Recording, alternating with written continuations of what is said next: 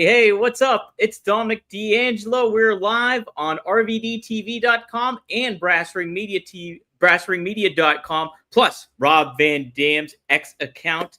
And who better to have with me here today than the best referee, the manager of the stars?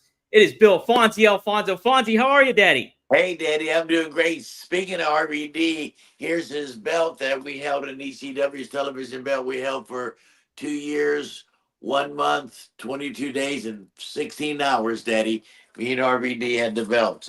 But today, we thank RVD for RVD TV, and we got a lot to talk about. We're going to talk about my dear friend who just passed away and shocked the world.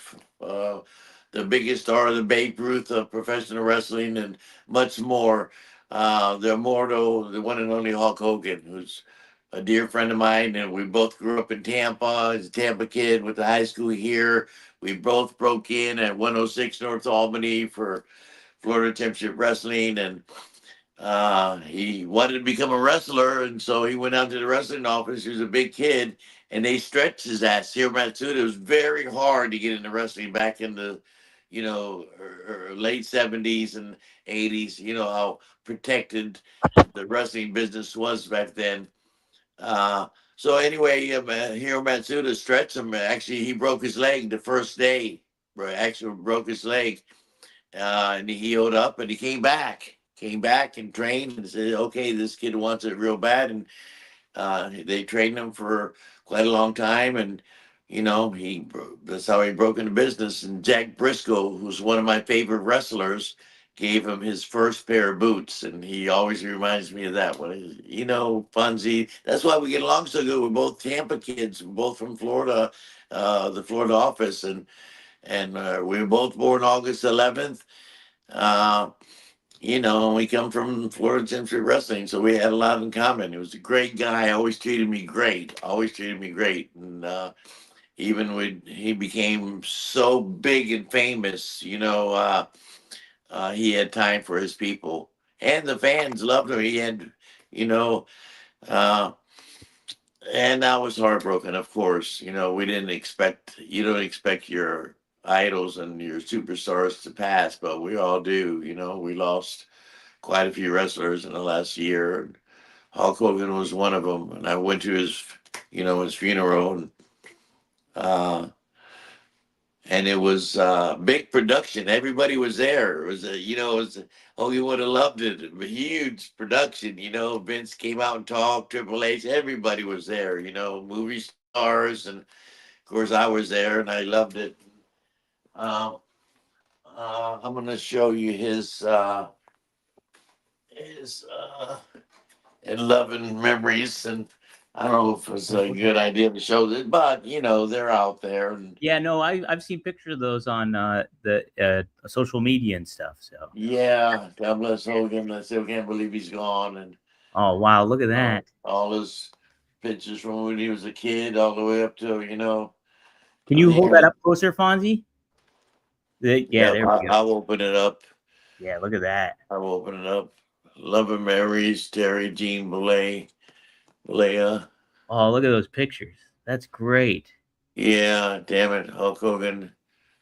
Unexpected, but he's was going through the last couple of months. He's been suffering with his multiple operations. I think over 20 operations. I know 11 back surgeries, and they just did a big fusion on his back, and he was recovering from that, and was not himself. Was walking with a cane, and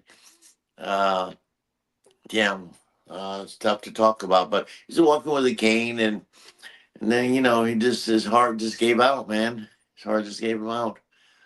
So Yeah. he's human just like us. Absolutely. We don't expect our heroes to die, but we do. Yeah, that's it. That's it for sure. And like I told Rob, and anytime I talk about Hogan passing, it's like I always mention he was the same age as my dad. They were both born in 1953, and so like I connotate that with me being a wrestling fan. Hogan really introduced me to wrestling, obviously as a 5-year-old, and like he's been with me this entire time, basically, and so it's like losing somebody that's been just a staple of a big part of who I identify my life with. You know, it's And you and millions of people, literally millions of people from all over the planet, feel the same way you do right right. now. Oh, I grew up with Hulk Hogan. I was 5 years old when I first seen him, and we grew up with Hogan, and who knew he was gonna become the biggest star in the industry? Pop culture, Yeah. and he the right place at the right time, and he could play that character. Multiple movies. He had his own television series, Thunder in Paradise, with Giant Gonzalez and I were actually Yeah. this picture. Hogan loved this picture. That's a great photo. I'm not short.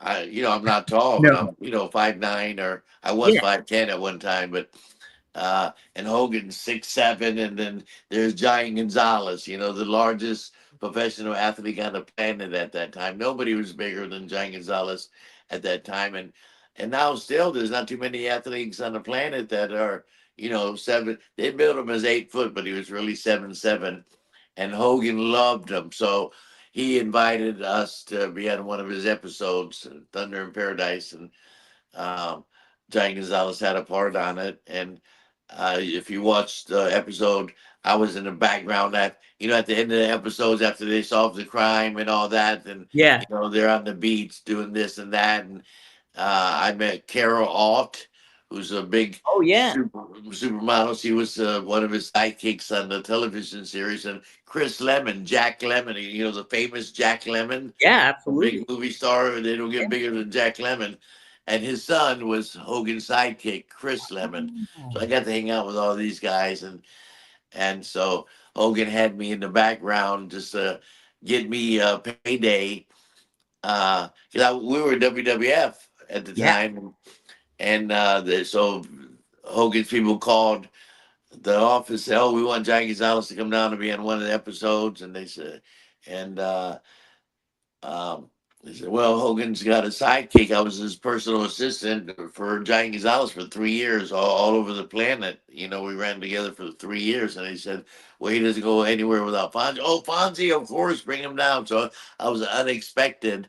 And Vince McMahon said, "I'm not paying Fonzie to go down there and, being on your television series." And Hogan said, "Don't worry, I'll pay him." So Hogan gave me $1,000 a day and put me in the fucking 5-star suite, and get food Whoa. and everything, and it was delightful to be. We were there 7 days shooting one episode. It's about, I guess that's what it took. But Hogan was always good to me.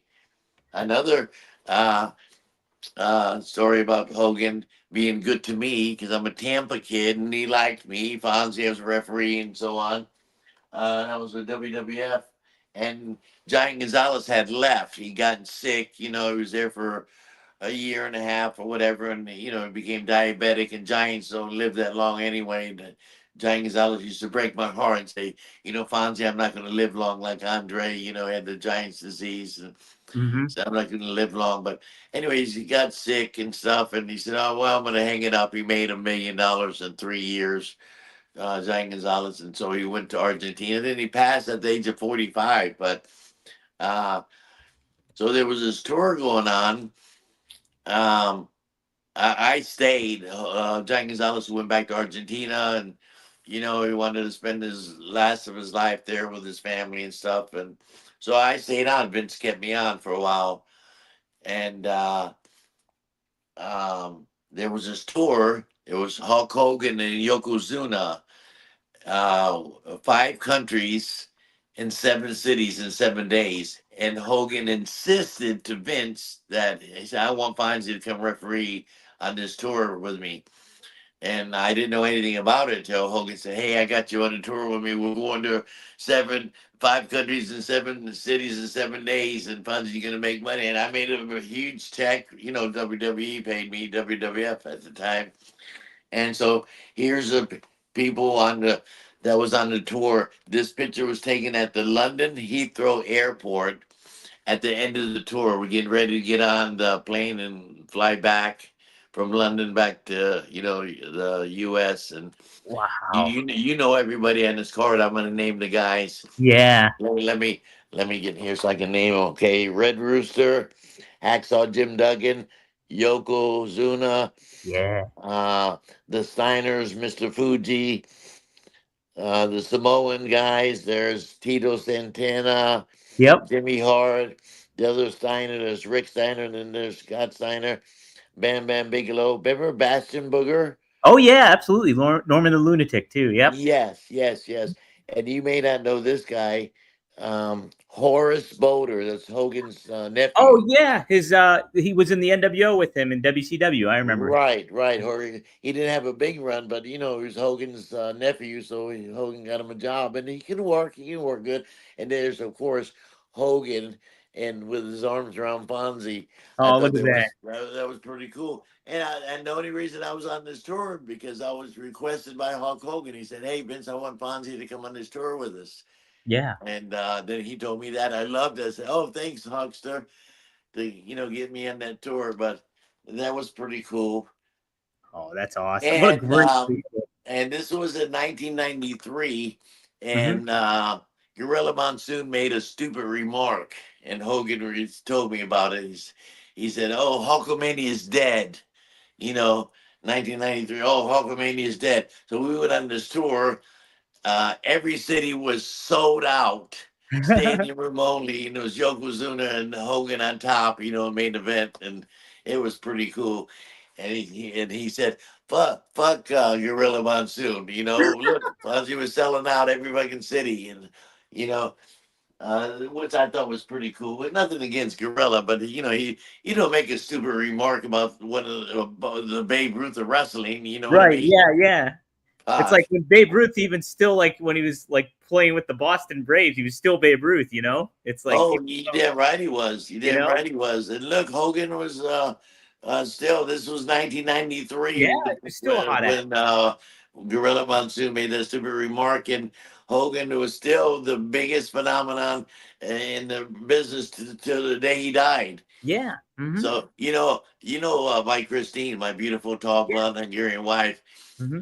She's a nurse. She should have been a doctor. She's super smart. So anyway, so we go to like Christmas parties with her doctor friends and all that. And we're in the banquet room. There's 25 people in there, and they're all doctors and lawyers and nurses and really smart people. And I'm in there with them with my wife, and uh, I will get to the point. The point is, uh, so finally it comes around to me, and I'm dressed nice and everything, but they don't know who the fuck I am. And they say, Right. "Oh, this is my husband, Bill Alfonso." They call him Fonzie. "Hey, Fonzie, what do you do for a living?" And I say, "Well, I don't want to say wrestling." I say, "Well, I'm in the sports entertainment business." And they say, "Sports entertainment? What's that?"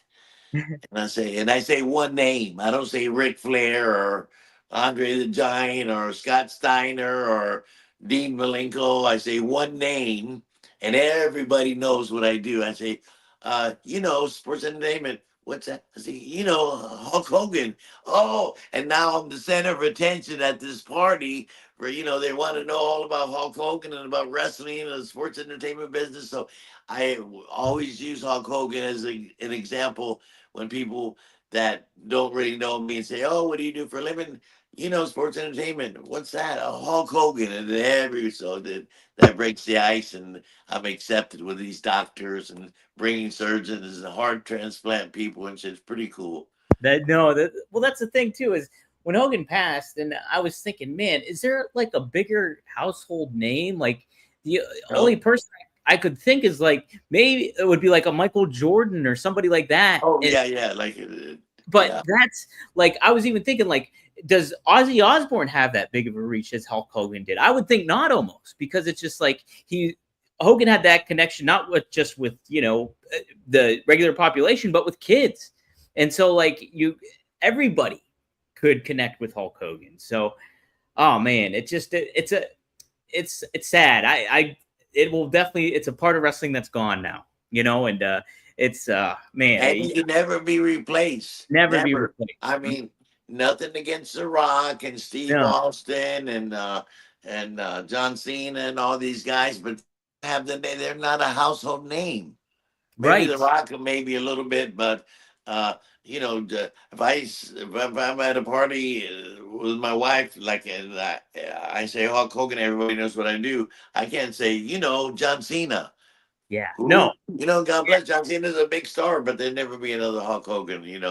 never, never. Hey, Fonzie, when Hogan broke into the business and he got his leg broken and stuff like that, were you there? Like, were you in the business at that point in I time? was right after Hogan. You were right That after. was probably 77 or 78, and I was Uh-huh. just trying to break into, or it might have been a little earlier than that. But I was trying to break into business, but I didn't get my break until 79 in Texas. I went out to Texas and worked for the Tully Blanchard's dad, Joe Blanchard, and the Von Erichs, Paul Bosch, who ran Houston, and the Funks.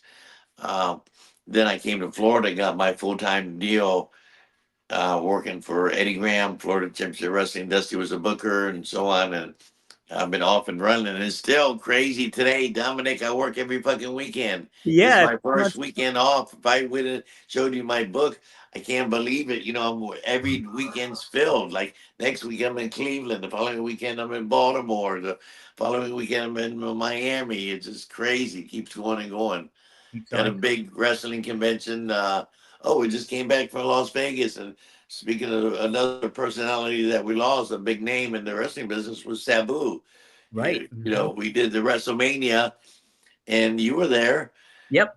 Hmm. Uh, we did that big WrestleCon, and Yeah. I have all my gimmicks, all my jackets at WrestleCon. I've been to the last four WrestleManias. The one in Philadelphia, we did real good because the ECW in Philadelphia was really good. But I take my jackets and pictures and stuff and do really well. Uh, um, but who knew when we were just in, speaking of losses, we lost Motor Hulk Hogan uh, just a few weeks ago, and we lost Sabu. We were out there for the WrestleCon for 3 days, and he had wrestled. They built Sabu's as his last match, his retirement match, but who knew that literally was going to be his last match? Right. Right. No, nobody expected that. So, Literally his last match, and so that's so. We did that Friday night because the WrestleCon's Friday, Saturday, and Sunday, yep. and so we did the WrestleCon in the daytime. Then we wrestled for a GCW. Brett, who is a great guy and uses me on occasions, and I love Brett. Thank you, Brett, for having me be a part of your club, and especially being a part of the retirement match for Sabu. And he had a hell of a match, and so.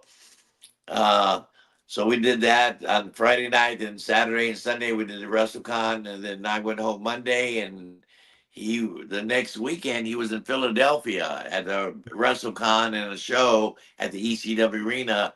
So he called me that day, Saturday. He said, Fonzie, we did real good. It was the largest crowd GCW had in their history of running shows, packed to the gill, and Sabu had a hell of a match, with Joey Janela. Thanks, Joey, for putting him over like that. Right. And so Sabu called me that Saturday. The following Saturday, he called me and says, Fonzie, we did so good in that match. He said, I want to have another retirement match, but I want it to be in Tokyo because he was big in Tokyo. He was big time in Tokyo. I said, Yeah. okay, great. Let's plan it whenever you're ready and we can get it lined up. So we were planning on having another match, but unfortunately he died May 11th. Yeah. Yeah. No, I like it. It's getting to see Another shock. another And definitely. I and Van Dam called me early that morning when Sabu died, and he no, he didn't call me. He texted me and Yeah. said, uh, "We Fonzie, I want to let you know before it gets out, we lost Sabu." And I said, well, fuck, we're finding him. I thought he was shacked up with some broad for a couple of days, which he was known for, Yeah. losing Sabu for a couple of days. So I called Van Dam and said, oh, we're fine. He said, no, we lost him. He passed. Another fucking shock, Yeah. another shock. Yeah. You don't believe it. It's uh, and I got along with Sabu really good because one of the first matches I refereed and got paid for was in Lubbock, Texas. It was Terry Funk and the Sheik, Sabu's uncle, in a chain match, Yeah. and they really had a great chain match. And Terry Funk was all juiced up, so was the Sheik, and the Sheik tore my shirt off, and he stabbed me with a pencil. I still got the lead mark. I think I showed it to you. Oh yeah. I still got the lead mark right here from where the Sheik stabbed me with a pencil. And then when I told Sabu that story, when I first went to ECW, Paul Heyman called me up, and I just left WWF. He said, "Hey, Fonzie, I got this idea. We got this company in Philadelphia called ECW." I said, "What the fuck's an ECW?" Because Yeah. I worked for all the major companies on the planet. I've never worked a indie show or anything in my life yet. Now I Yeah. do all the time. That's I work every weekend, whatever. And so I told Sabu that story, and he instantly fell in love with me because of the Sheik. It's his mom's brother. The Sheik was Sabu's mom's brother, Eddie Yeah. Farhat. Uh, excuse me. And he loved that story, and I showed him the lead mark with the Sheik, and we got along like that, and we did really well together. And Van Dam, and then I got to introduce to Van Dam. So when Paul Heyman called me up, he wanted me to come in as like a WWF referee because I just did WrestleMania 9 and so on and so on. And he wanted me to come in and be anti ECW, stop the violence, because Vince wants the doctor, the wife, and the two kids at ringside.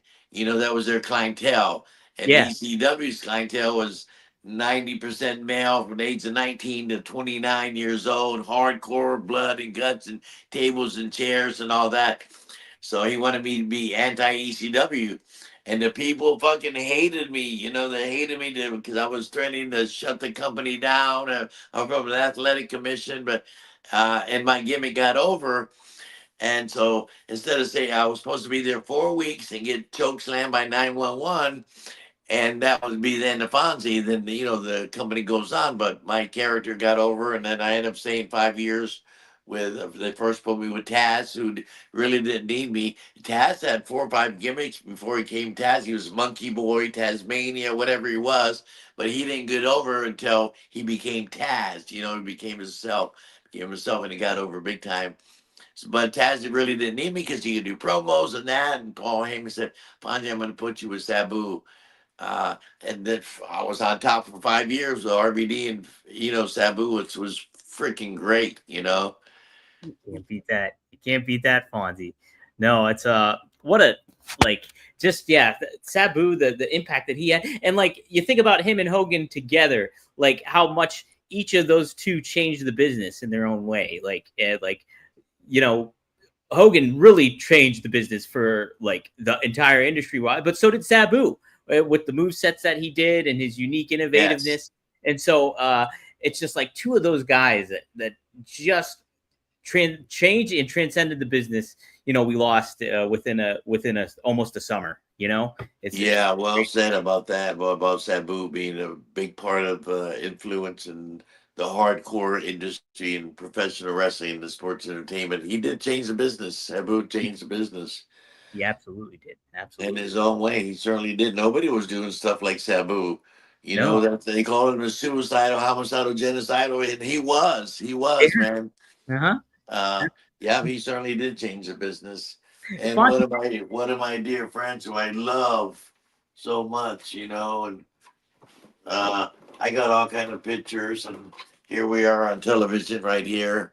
oh, look at that. I love that. That is awesome, That's Fonzie. pretty cool, yeah. And I love Van Dam. Van Dam's been so good to me, and I can't wait to be an uncle to two twins. Right. You How know, about that? and they're naming one of the girls after Sabu. Yeah, they made mention of that. That's I don't know what they're naming her, but that's It's beautiful. something Sabu-ish, the name, Yeah, but they changed it to a girl. And it sounded, Katie told me the name, but I can't remember it. Something, connected to Sabu. And I thought that was sensational because Van Dam and Sabu were like this. They yeah, broke it right. together, you know what I mean? They were really good friends. They both lived in Vegas, and travel together and so on and so on. But yeah, I miss my Sabu, man. Yeah, I miss my Sabu already. he's the best. He was the best. Yeah. Um. You know, we were in High Times magazine, me, Van Dam, and Sabu. Oh yeah. Oh yeah. Yep. There it is. Championship pot smokers. So there's five people who decide who's going to be on the cover. So it was either going to be Van Dam, Sabu, and Fonzie on the cover. More Van Dam because he's Mr. 420. You know what I mean? So that's why they were interested in putting him in the magazine. And then Sabu and Fonzie were his sidekicks. Uh, so there's five people who decide who's going to be on the cover, and it was either Sabu, Van Dam, and maybe me, uh, or Ozzy Osbourne. So Yeah. Ozzy's on the cover. Oh, here's the magazine right here. Here's the magazine right here Oh, that we're see there. in. Okay, there it is. Yeah, yeah. Yeah, but so three people voted Ozzy and two people voted Oh, Van Dam Sabu on the cover. But you know, three against two, so they put Ozzy on the cover. But they gave us like a 4-page centerfold spread, you know. And here it is right here. And there's that picture that I just showed you right there, the championship pot smokers and shit. And Sabu was so cool. So after the end of the shoot, you know, they flew to Philadelphia to do the shoot, yeah, you know, and after the shoot, which was you know a couple of hours with the lights and cameras and all that, and they set it up because you know High Times is a big time magazine, so it's very professional. The shoot and the fantastic cameras and director and you know they set us up and all that. So at the end of the shoot, they gave Van Dam an ounce of the most outrageous 420 there could possibly be on the planet, and they gave one to Sabu. yeah. And Sabu said, "Hey, Fonzie gets one too." So he didn't make him give him, but when he said that, I said, "Oh, of course Fonzie gets one too." But I wasn't going to get one maybe until Right.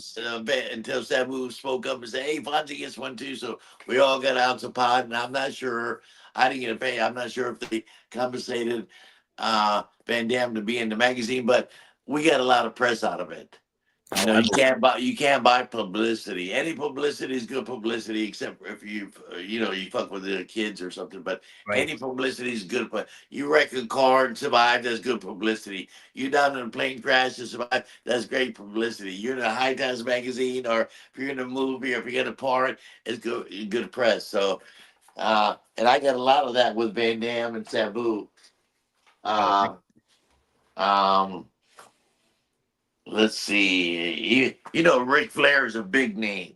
yeah, absolutely. Big name in professional wrestling, but he's not a Hulk Hogan name. He's not a household name like you know. He's not a phenomenon like I said at the Christmas party.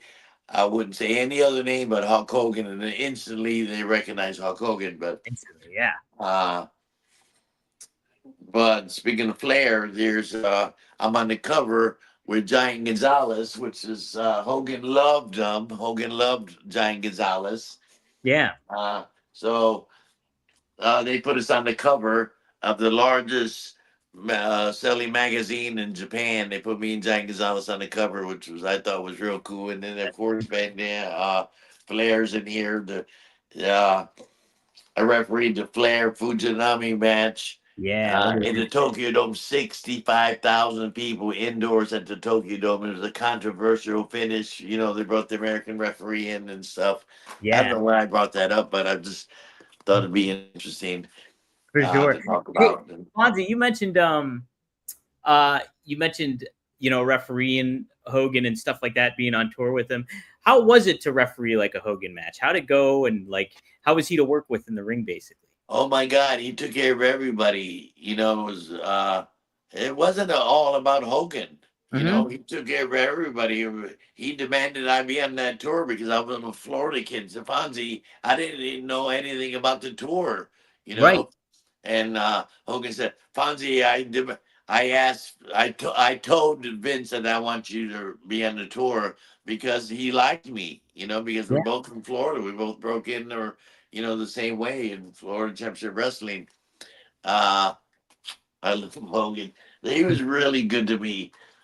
He was great to referees matches. All I did was stand in there and do my little thing, and Hogan had everybody so excited, you know what I mean, and doing the pose downs and shit. It was very easy, and and he had a 5-star match with, they don't do much. They don't do monkey flips and this and that. They do Hulk Hogan, Yokozuna stuff, and there was, it's sensational. People loved the tour. It was great, man. It was Yeah. great. Very easy to work with. Very easy to work with, and he took care of everybody, And we flew over. Uh, and then we flew from country to country. But we were on, like in England, we did 2 shows, one in London and one in Sheffield or wherever. And then we went to Germany, did Berlin and somewhere else. But we were on a tour bus, and you think Hogan would want his private tour bus, but got in there. He's one of the boys, you know what I mean? But of course, we all treat Hogan with a lot more respect because he took care of everybody. He was so cool, But it was very easy to work with. Yeah, Very I easy, believe it. you know. I believe it. And like I was hearing story. Did you see that TMZ show, the Last night, documentary last night? Yeah, did you yeah, watch that? yeah, I watched the whole thing. Yeah, What did you think of it? What did you think of it? I thought it was great. Yeah, I thought they covered everything, and great interviews and stuff like that with some of the people and everything, and it painted a whole picture for Hogan, and I think, yeah, also wanted to ask you too about, oh yeah, here's some fan questions that were pretty good here. David asked this one. He says, "Hey Fonzie, did you ever see Hulk play guitar around Tampa? I know he talked about it a lot as a He didn't first play tag. guitar. He didn't play guitar. He played the bass. He played the bass. Yep. Yeah, he was a bass player. Yeah, of course I did. He played in before he became a wrestler. Uh, yeah, he had his band, and he's a bass player. Yeah, of course I saw him. Yeah, he was very, very good. He was an entertainer. Yeah, he was an excellent bass player. Yeah, and he Yeah. said, how do you think that helped him learn his stage presence? Yeah, just being in a band kind of just already gets you out there a little bit. So It probably helped him in a way, and then he just developed so good, and he was so aware and in the right place at the right time, and he played his character perfect, and you learn as you go, you right, know. He might have did a pose, different kind of pose that didn't work. He didn't do that pose again. Then he right, went and did that pose. Then he did that pose, and then that pose. He did what worked. He found out what worked. So he went through trial and error like everybody else. But right. everybody knows his poses. Hey, You that's know it. what I mean? That Um, music hit, man. It was sensational. do you Never be remember? another thing. Great question. Thank you for Yeah, that. What yeah. was his name, David? David. Yep, Dave. Yeah, thanks, Dave. Good question. Yeah, he was a musician and he loved music. In fact, during his retirement years after he got out of the ring, he lived in Clearwater. He lived 27 minutes from me. I'd see him, do double knockout with him at the airports. Of course, he flew a lot private, jets and stuff. But Sure. he invited me to his place. He's got a big beach bar, Hogan's Hangout, and then he's got a big store right there on the beach. Or it's a big tourist attraction, and big statues of Hogan and stuff. And he had karaoke every Monday night, and Mhm. he was there almost every Monday night. If he wasn't on tour or out of the country or something, he was at Hogan's Hangout every Monday night. They had karaoke, and it became very successful. And Jimmy R was always there, and a lot of the guys that live in Florida or the Tampa Bay area, there's a bunch of us that live here, would go down, and occasionally, yeah, he invited me down many times. He used to go hang out. And Hogan never, I don't think he had a big head at all. Some people, oh, Hogan's unapproachable. No, he's not. Man, he made time for all his people, and uh, did a lot of work for the Children's Make a Wish Foundation, and he used to say, Jimmy Hart talked about it last night on the special, that uh, he would go and put the kids over and talk to the kids, and not once in a while. He did it a lot. He did it a Yeah. lot. I raised probably millions. I don't know how many millions, but raised millions for Make a Wish. And Hogan was one of the um, biggest requested celebrities. A lot of celebrities go to Make a Wish, but Hogan was like the either number one. celebrity, the people that the kids wanted to see, even the 5-year-olds that they don't really know Hogan that well now, now, but he still go there. And Jimmy Hart said it best. He said last night on the special, he said Hogan would, after seeing all the kids, you would go backstage and literally would start crying and saying, Jimmy, we got to do more for these kids because, when he came back every year to do the big Hogan thing for the Make a Wish, and Jimmy said he would go backstage and cry. He said, "Man, next year these kids might not even be here, and we're living like, we got to pay it forward." And he did. He donated a lot. He donated a lot. Absolutely. And His yeah, time and money. His time it's and not, money raised a lot yeah, of money. Make a it's, wish, the kids with cancer and so on. But man, he was compassionate. He was mhm. compassionate. Never lost that compassion. And some of the boys who didn't like Hogan, they talk a little smack, like Brutus the Barber Beef. You get to see a video on it, talk a lot of smack about Hogan. Fuck Brutus the Barber, and I used to like him, but uh, how can you talk about I don't get it. I don't get it. No, you think about what Hogan did ultimately for the business, and like anybody that worked with him got paid big time. You know what I mean? It's just like, Yeah, and that was the other story too on there. I think it was Jimmy that mentioned the story was that, Kamala. yeah, with Kamala, he Yeah, worked with Kamala, and he and made and sure that and Kamala got. Kwamala got it. We were on the road, and Kwamala got his paycheck. He was working the loop with Hogan for a month or two, and uh, Hogan, Kamala was thrilled to get a paycheck. Yeah, That big is the biggest paychecks he got. He worked with Hulk Hogan, and he said, "Let me see that." And Hogan looked at it and said, so Hogan called Vince up. He said, "Fuck Vince, what?" And then his next paycheck was double that. So say his paycheck was. I'm just gonna throw a number out there. Say his paycheck was 15. We got paid bi-weekly. yeah, We get a check bi-weekly. Say his check was for 15,000. He worked with Hogan. And Hogan called Vince right away and said, "Hey, what the fuck? And pay this fucking guy. We're main event selling out everywhere." And the next bi-weekly check he got was doubled. double And that. Yeah, that he did stuff like that. He yeah, didn't have to. no, Hogan got his money. He didn't have to call Vince and say, "Hey, if we're underpaying this guy, we're selling out all over the Forum in Los Angeles, Madison Square, Texas Stadium, and so on and so on." Uh, Hogan didn't have to do that. no, not Hogan at all. didn't have to demand that I be in that 5 country, 7 city tour. Hey, I want Fonzie on the tour. And then Hogan told me, "Hey, Fonzie, I asked for you." And thanks, Hulkster. Yeah, that's the great thing about it too, is like, yeah, you hear yeah, and like to your point, like it doesn't seem like at all like that he had an ego, like the impression that fans got that he did, and that he was like so manipulative and stuff like that. But in any business like that, you have to kind of look out for yourself in certain ways, but at the same time too, he was looking out for you guys, and like looking out Yes. for the aspect of like, hey, and you heard about the story too, where Charlotte Flair, she said the first person to come to Rick's bedside when he was like near With death Hulk Hogan. was Hogan.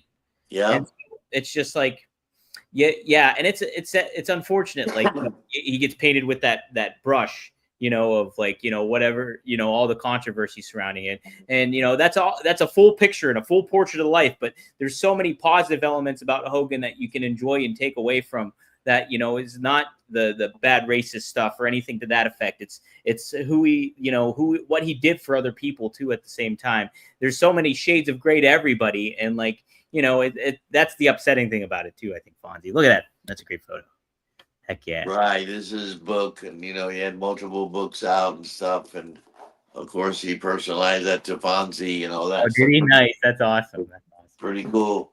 Pretty darn cool. For some reason, Hogan loved me. I guess we were Tampa kids. You don't forget your roots. And hey, we're all human. We all make mistakes. And Hogan was the first one to admit it. When uh, he's done some silly shit. We all do. We're all human. We're Mm-hmm. human. So, you can't go 45 years in the business and you're highlighted and you're the big star. People are waiting for you to make a mistake, Right. especially the Right. people that don't like you. You know what I mean? But everybody loved Hogan. But there's a couple guys that Hogan can't hold their hands forever. You know what I Yeah. mean? Uh-huh. Uh, That's it. and then talk smack about like Brutus the Barber. God bless Brutus, but he was. I seen several videos where he talked smack about Hogan. You know, didn't he took Brutus the Barber, made him a big star. You know what I mean? But or helped make him a big star. He couldn't hold his hand forever, but Right. it is what it is. It is. Yeah, It absolutely. is. Music. Speaking of music, that Dave asked earlier about did I ever see Hogan playing a band and the guitar? He didn't play guitar; he played bass, and this is one of his tapes. Cassette tapes with all his music on it. Pretty cool. Yeah, pretty Hey, awesome. can I give a shout out to a couple of friends? Sure, absolutely. Yeah, Fonzie, I take got it over. a one of my dear friends, Boston John. Oh, He lives in Boston. He's watching the show. He watches all your stuff with Van Damme, and oh, awesome. he Hi, Boss. really loves wrestling. He knew I was going to be on. He called me and said, "Fonzie, are you going out with us 7 tonight? I seen it advertised and stuff." I said, "Yeah." I said, "I'll give." He didn't ask me to give him a shout out, but I wanted to give him a shout out. He's pretty badass. He's kind of tied in with the mob up there, Oh, hey you now. know. They got me booked, John, Boston John. Uh, I forget the damn promoter's name.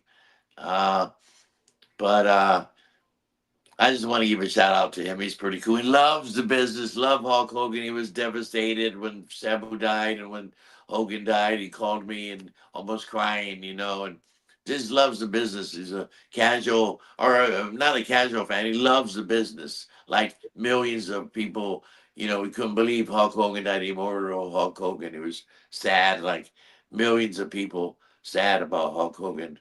Absolutely. Yeah, absolutely. Yeah, Eh, I talked about the funeral earlier a little bit, but right. what a big production, man. It was pretty cool. Everybody got up there and told their stories.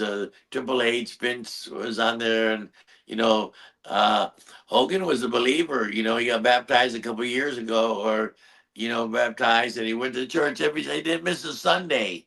Didn't Wow. miss a Wow. Sunday and Dang. loved the church. Loved his church, Baptist, First Baptist in Indian Rocks. That's Wow. where we had the big service at.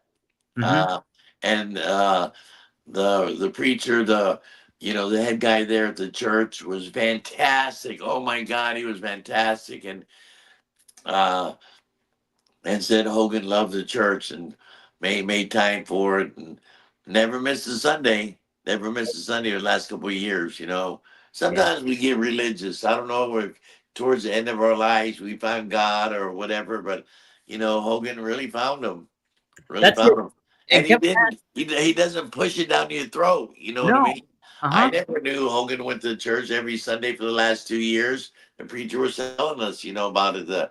Uh, uh, and I've seen Hogan 100 times in the last 2 years, either at the WrestleMania or this or that, or at the airport, or go to his Hogan's Hangout or karaoke night. And he never said, "Hey Fonzie, I want you to come to church." But if I mentioned something about, feeling down and out, he would invite me, but he Sure. didn't push anything down your throat. Didn't, Let yeah. you make your own decision. And I like religion because I think it gives people hope. It does. You Yeah, know. absolutely does. And I saw too online. Well, Kevin Nash said too on his podcast too that like everybody's asking like criticizing Hogan for like what he said and all that kind of thing. But Nash says like what you were talking about, like he found faith in God and stuff like that, and like he made right with God on that. And so like he doesn't have to apologize for anything if he feels he apologized forgiven by God. And so I thought that was a good Oh, perspective. he was on several podcasts and television series and interviewed by people, especially when that first came out and leaked out. I guess somebody recorded it or whatever. And he said a couple off things about Yeah, racial or something, but you know, uh, and he asked for forgiveness, and we all forgave him. And uh, I don't hold nothing bad about Hogan and that stuff. Mick Uh, Foley too said it best. He said it like on that documentary. He said it best too. How like people immediately wanted to go and attack him after his death, yes. thing like that. And he was like, "No, that's not how you handle things," and things like that. And Foley gave a perspective of like all the positives that Hogan did for everybody and for life, Yeah, for we're only fans. human. We make Yeah. mistakes, and he admitted it. I love this action figures. Oh, Hogan and Dennis Rodman. oh, look at that! That's wow. That's awesome. Actually, I didn't Yeah, know that's it pretty. existed. Yeah, that's pretty cool. That's pretty awesome. Um, uh, I just had cocktails with Dennis Rodman. We were at I don't know if it was at WrestleMania. It was somewhere in the last few months. I was doing a WrestleCon, and Dennis Rodman was there, and I introduced myself because I didn't get to work with him. And said, "Yeah, I'm gonna live in Tampa. I'm a friend of Hogan's. I'm one of the referees." And he said, "Oh, come on over here." Probably we took a picture. It's on my phone now, so I would show you the picture. Yeah. I just posted it yesterday. The picture of me and Dennis Rodman. I posted it on X and said, Oh, "Hey, ran into Dennis Rodman at WrestleCon, and it was celebrities and wrestlers there and stuff." And I got like 10,000 views right away. It was pretty cool. Me and Dennis Rodman at the bar having a cocktail, took a hell yeah! selfie. It That's was pretty awesome. cool. That's awesome. Yeah, I did. Wasn't Rodman was at Hogan's funeral too, right? Yeah. Yeah, that's what I thought too. This is another picture that was on the set of Thunder in Paradise. It's Carol Alt, the beautiful Oh, model. Carol Alt. I got me and Chris Lemon, and I got other pictures with Hulk Hogan. I was looking for him earlier. I just really couldn't find it. yeah, This is a picture of uh, Thunder in Paradise where we posed, and I wasn't actually, I was in the series, but I was playing at the end of the series when they're doing they're all having a beer, and they say, "Oh, we cracked another case," and he's got the big speedboat, and but I was in the background playing volleyball with a bunch of people, so right. you couldn't spot me if you looked for me, but I was actually on the so that was on the set too. Yeah, that's a great photo. That's a great pic. Hey, I think this is Boston John here, Fonzie. He chimed in. Okay, it was one of my dear friends, and he's John got the John best Pacololo.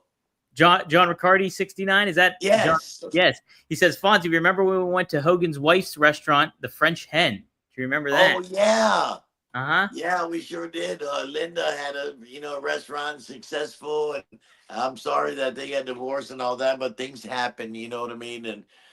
Uh, and yeah, we sure did. We sure did go to. I forgot about that, Boston John. Yeah, how about Yeah, that?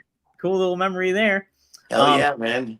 Want to give a shout out to Kyle Z. He's no longer here. He left, but he said he 1 month deep. He's a member of RVDTV.com. So much Oh, love. I So love it. I love it. And thank you for everybody, all the guys that tune in for the Fonzie podcast and with Dominic. He's a great host. And I'm thank you. kind of a spin-off of Van Dam. Van Dam's got 100,000 followers. I watch him religiously, and I get a few thousand, and I'm doing okay. Yeah, we got over I'm a not. thousand tuning in right now too on total. So Oh, but great, Daddy. Hello to everybody. Thanks for yeah, tuning in, Daddy. And I guarantee you, this one's a little sad because we're talking about my dear friend and everybody's friend and the phenomenon and the Babe Ruth of, the sports. And he wasn't just a sports wrestling. He was a damn, what's the word I'm looking for?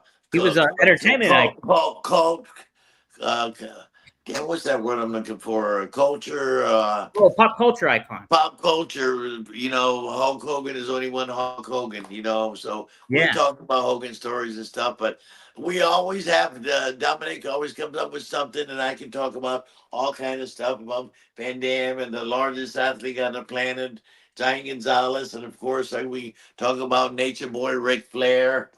yep. Here's the belt that I'm holding right there. That's probably in the '80s somewhere, um, probably Florida, Yep. and Harley Race had that belt before Ric Flair had it. Of course, Dusty had him. A lot of big stars had that belt. Tommy Rich too. Dory Funk Jr. I've worked with all these guys. So somebody made a belt for Harley Race, Yeah. and it's a replica, but a really nice, heavy, beautiful replica. I wouldn't sell it for $5,000. If somebody offered me $10,000, I might sell it, but I probably would never sell it for that because Harley Race gave it to me. It's the same belt that I'm holding over Ric Flair that I'm right here, which is very, it means a lot to me, you know. So I've Oh, been around, you know, I've been in the wrestling business for 4 decades. And can you believe it, Dominic, that I'm still relevant for heck some yeah! reason? Of You course you know, are.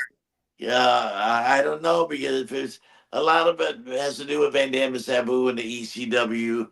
You know, I get a lot of recognition from that, but and then the real wrestling fans know me from when I refereed WrestleMania 9, uh, which was pretty cool. The Undertaker and Giant Gonzalez. I Oh also yeah. refereed the Steiners match and the Doink the Clown and a bunch of other stuff. I don't know if you can see because the lighting is not too Yeah, we good can see here. it. Yeah, there's a little bit of a glare, but we see it for sure. Yeah, Yeah, it's a great that pick. was pretty cool. So Yeah. get a lot of recognition for starting in Florida with Eddie Graham, and I was Dusty's J.J. Dillon when I started. Dusty was the booker here in Florida, May of 1980, and J.J. Dillon was the assistant booker, and so JJ was his right hand man. And back then the good guys and bad guys, the heels and baby faces, got dressed in two separate parts of the building. They would never see each other until they got in the ring. Right. Nowadays, I go to these shows. I don't care where if it's AEW or WWE or wherever, and guys all together talking over them. Anyway, uh, I don't know what my point was, but back to that belt. Harley Race gave me that belt, and I rode with Harley. And it was my job as a referee when it was back in the territory states, Dominic. So like Florida was a territory, Mid Atlantic was a territory. Bill Watts had Louisiana, and Harley Race had Kansas City, and Don Owens had Portland, Oregon, and Doug Verne Gagne, all these guys, all of the different territories. So guys would travel around to each territory. So we'd have our set guys, but then we'd bring in like a couple of times a year, Andre the Giant would come in for the week and do the week tour. Every Monday night was West Palm, Tampa Tuesday, Miami Wednesday, Jacksonville Thursday, Friday and Saturday was spot shows, and Sunday Orlando. It would repeat itself week after week, month after month, year after year. The same buildings. How do we draw 5 to 10,000 people every Monday night in West Palm? How do we sell out Miami Beach Convention Center every Wednesday? You know, so we would bring in guys like Andre the Giant would come in for the week and Right. do the 7 days, and it was my job to pick up Andre and have him take him to all the shows and stuff. And then he would leave, and then the girls would come in for the week. It was my job to pick up the girls. The Moolah, can you believe? I worked with Moolah back in Wow. the day, so it was my job to pick them up and host them, and get them to the hotel and back. And they would do the 7 day loop, then they would go. They would come, the girls would come 2 or 3 times a year. And then the midgets would come in for the week. The Right. midgets would come in, and it was my job to pick up Little Tokyo and his opponent and take him around the loop. And then they would, the midgets would come in 2 or 3 times a year for the week. Who else would come in for the week? Abdullah the Butcher would come in for the week. These were all specialty people, Right. that would only come in once in a while and fight the main babyface, which was like Barry Windham or Dusty or something, and Kevin Sullivan. I'll tell you a cool finish. Christmas night, I think it was 1984 or something like that, right around mid to early 80s, sold out Bayfront Center on a Saturday night, uh, 15,000 people, December 25th, Christmas night. Can you believe it? You Whoa. know? And so the main event was Kevin Sullivan against Dusty Rhodes, and a loser leave town. So whoever lost the match, and this big cage match, they built it up for months and months, and they blew it off in a sellout crowd. December 25th, I'll never forget it. And uh, So the main event was Dusty and Kevin Sullivan. So whoever lost the match has to leave town, So everybody was saying, Kevin is leaving, nobody's going to beat Dusty. So they get into the match, and I'm refereeing, and here comes Santa Claus. This is during the main event, the last match. They put up the cage, the bell rings, they're having their match. Dusty's doing the big elbow. Kevin Sullivan's all juiced up, busted open. Uh, and here comes Santa Claus with his big bag handing out toys and shit to the kids at ringside. And all of a sudden, Santa Claus pulls out of his Santa Claus bag a pair of brass knuckles, gives them to Kevin Sullivan. He hits Dusty, beats him 1, 2, 3. And Santa Claus put off his thing. It was Jake the Snake Roberts. So Dusty had to leave town. Yeah. Dusty, got banned. It was under contract, and that was the whole gimmick. But then the Midnight Rider was born. The So Midnight Rider. Dusty came back as a Midnight Rider, with the hood on. What business, man! What a Great, business, great I business. was involved in with all these big players, and it wasn't all Hulk Hogan. Hogan was just the Babe Ruth, but all these other guys: Harley Race, Ric Flair, Dusty, Terry Funk, Dory Funk, Jack and Jerry Briscoe. All these guys, Ray Stevens, Bobo Brazil, and you know Bearcat Wright. I can just name them. I can just keep naming them. And I was so fortunate, Dominic, when I broke in 1980 on my full time contract with Florida Wrestling.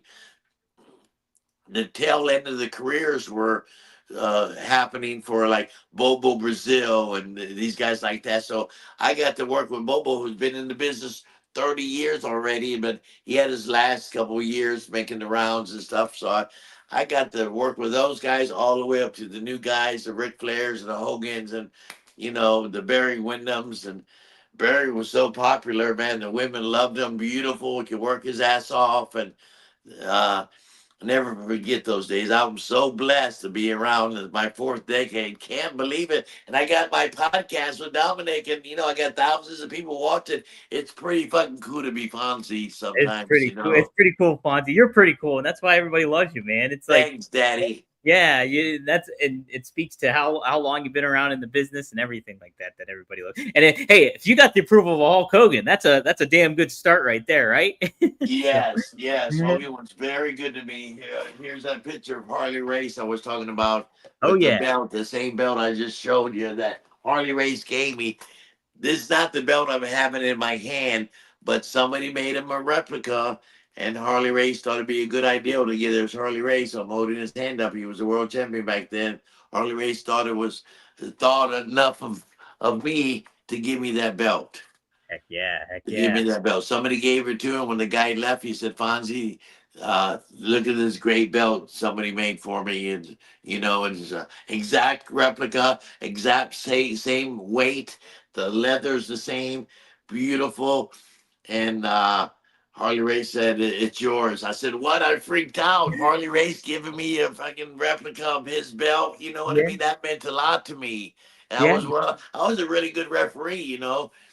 Uh, uh, I was like an agent. A referee's like almost like an agent, yeah, because I had to deal with good guys and the bad guys and two different dressing rooms. They were back then. They were in the, you if you got caught, if you were working with a guy, say Kevin Sullivan was working with Barry Windham, if they got caught driving together in a car, they'd get fired. I don't give a fuck who you are. That wasn't allowed. right, We protected the business back then. People didn't know if it was a work or a shoot right, back then. yeah, Oh no, oh that was real. Oh my God, he's busted open. They hit him with a breath. People didn't know if it was a work or a shoot. And a yeah, lot of it was a shoot, but it's sports. Now we call it sports entertainment. yeah, And I love that word. That gets me out of because if I'm like back to my wife and we go to the party and there's the doctors and stuff, I can't use the word wrestling. That's outdated. And so I yeah, say sports entertainment. And they say sports entertainment. What's that? And I say, well, Hulk Hogan, and then brother. I'm the life of the party. All these people surrounding me, asking me all these questions about Hogan and about wrestling. And oh, when I grew up, I used to Andre the Giant, and I'll pull out a picture on my phone to show me and Andre and this and that. Pretty fucking cool. So, it was the life of the party was a guy who just transplanted a heart, into a kid, and they were talking Yeah. about how successful the heart transplant was. And once they found out about me and Hulk Hogan and sports entertainment, I was the topic for an hour, all the doctors and just surrounding me. Oh, Fonzie, this, I remember when I was a kid, Andre the Giant, where we couldn't believe how big Andre the Giant was. And then I'll pull out a picture on my phone and so, oh, and then I'm really the life of the party. Not the life, Yeah. but get recognition, Yeah. Definitely. Definitely. which is pretty cool and very flattering. You know what I mean? Absolutely. Yeah. And I Right. handle myself well. You can't, what I mean? I Yeah. expose the business, and that's why I'm still around, and I'm a 100%. good person to have as to be in the wrestling business. You're a great representative of the business for sure. Perfect. Thank you. You're welcome. Hey, but yeah, by the way, Tim Collins, he says, Fonzie, happy birthday, Fonzie. That's right. Oh, Even thanks, mentioned it. Daddy. I forgot Me and to Hulk wish you Hogan. yeah, Hogan would have been 72. Yes, 72. 72 yesterday, August 11th, and and I just turned 68. Yes. Just turned Wow. 68. Thank you for mentioning that. That Who was that, was Colin? Tim Collins. Tim Collins. I probably know him. It sounds so familiar. But Yeah. thanks, Tim, for remembering my birthday. I got literally thousands of birthday wishes on social media yesterday, August 11th. They were putting me over like $1 million. How I about couldn't believe it. It's very flattering. I'm very grateful. Thank you. Yeah, speaking of my birthday, thank you for all the kind words, and uh, thank you for that big fat blonde girl who sent me a kiss, and she lives in Wyoming or something. I love that girl. She's so cool. Uh, she's just a big girl. She's yeah, beautiful, beautiful. yeah, Uh, absolutely. uh, Well, cool. This has been great, Fonzie. It's awesome to share stories with Hogan, and I know you were close with him, and it's neat to reflect back and hear the positive about Hogan because for the past 10 years he's been maligned and everything like that. So it's good to hear the good stories and then see some good positive videos about him too. And so we get that full picture of Hogan as a human being and as a kind-hearted person that people love to hang out with and that kids wanted to be with and that he loved kids too. And I think that was it's a shame that he got painted with a dark brush on there. And obviously people make mistakes and people say things. And if you're a public figure, it's even worse. And yeah, it's inexcusable for that stuff. But at the same time too, we all make mistakes. And I'm glad. yeah, and Hogan's got a million miles, and then he's got like 3 miles of misconduct, and it wasn't even misconduct. He's only being human, and since well, we all make mistakes, like you just said. Even me, I make Absolutely. mistakes all the time. We're all flawed. We're all flawed for sure, and Yeah. but yes, it's been really, really fun. Fonzie, we're gonna have to do it again here. Well, our Hey, plan is. don't wrap me up. I can talk all night long, Daddy. I I can know. tell a story. No, I'm kidding. We're wrapping up because I want to. Our next one, we try to do it bi-weekly, but sometimes our schedules conflict, and I do it Yeah. every 3 weeks or 2 weeks. But I'll make it up, and I don't want to lose my audience. And I got tons of stories to tell, Oh tons of yeah. stories, and tons of pictures. Uh, Speaking of. Uh, Hulk Hogan and Babe Ruth.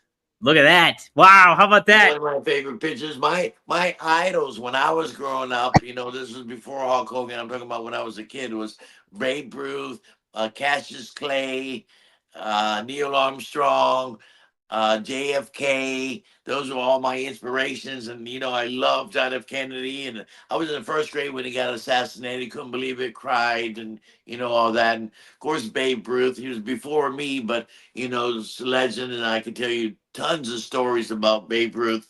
Uh, just by reading and loving them, and Neil Armstrong and all these big guys, and then I met some of my guys, like I got to meet Eddie Graham and all these guys that I idolized when I was a kid, and I can't believe I ended up working with them, and Yeah. becoming friends with Hulk Hogan. And if I seen Hulk Hogan, he'd come up and hug me, pick me up, and Fonzie and shake me, and wouldn't let me, pay for any, not about him buying me shit or, just him acknowledging us together, both knowing that we both broke in at 106 North Albany in Tampa was pretty damn cool, and come from the same place.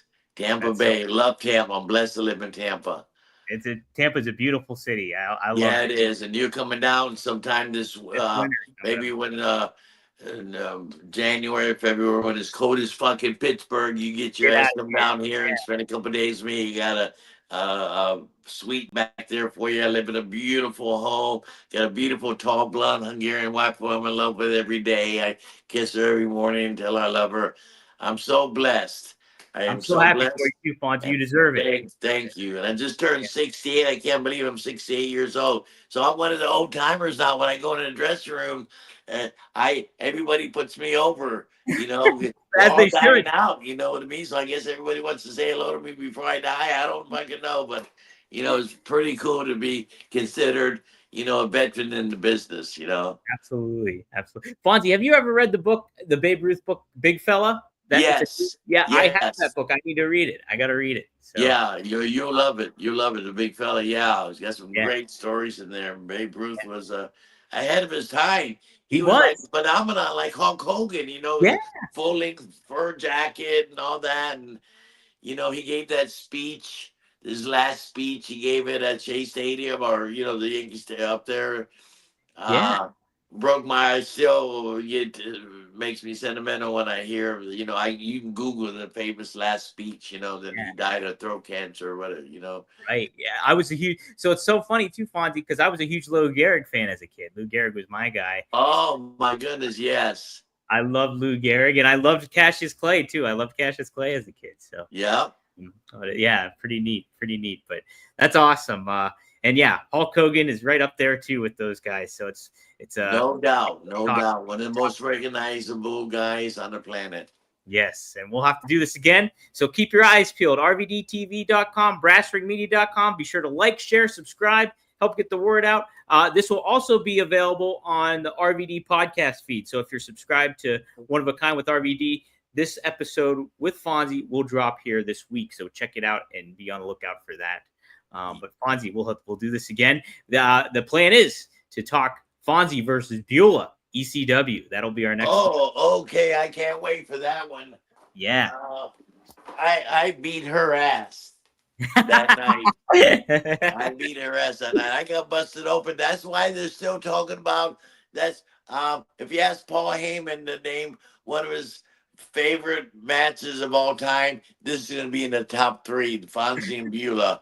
Uh and I got busted open, and people talk about it because I had to get rushed to the hospital, get stitched up. I lost a large percentage of my blood, and they couldn't stop it at the arena when they rushed me to the hospital. They put it at the ECW arena where this took place. After the match, I got busted open the first 30, 40 seconds of the match. When the bell rung, I got busted open. So I bled for like 7 minutes and 28 seconds.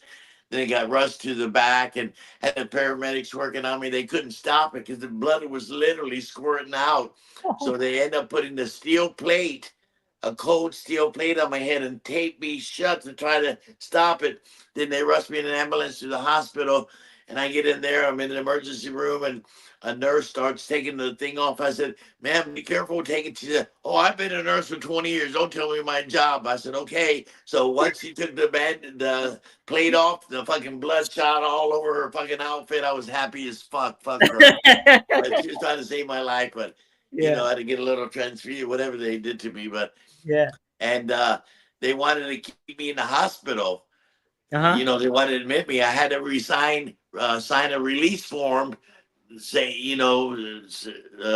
so They're yeah, they accepting it. wanted to keep me, so I had to sign a release form, and the doctors told me that, they're wheeling me out in the wheelchair. Sandman's outside waiting for me, and they said, whatever you do, don't smoke a cigarette, don't smoke pot, don't take a pill, and don't have a drink. Nothing. Just fucking drink juice and relax. And you lost a lot of blood. You're lucky you're alive.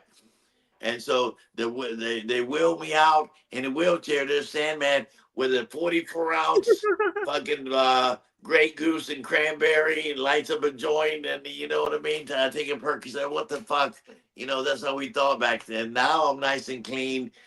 I very rarely have a drink, but I do like my Pacalolo. You You know. can't beat that. Yeah, you can't beat that. So. Yeah, I love you, Dominic. Thank you for Love you too, everybody for tuning in. I want to say personally, thank you for everybody, all the guys with the questions. John, my Boston John brother. Uh, hopefully I see everybody soon.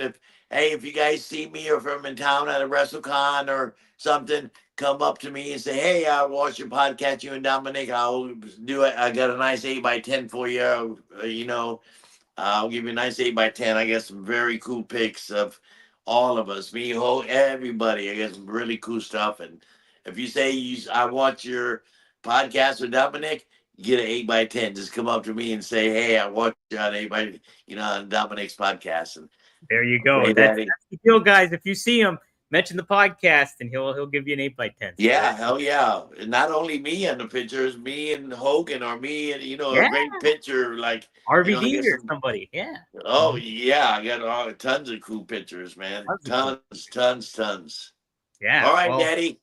Cool. This has been good times. We'll see you guys next time here, right down the middle, with the man himself, Fonzie. Bill Fonzie Alfonso, Daddy. As my good friend would say, Gordon Soley, so long from the Sunshine State.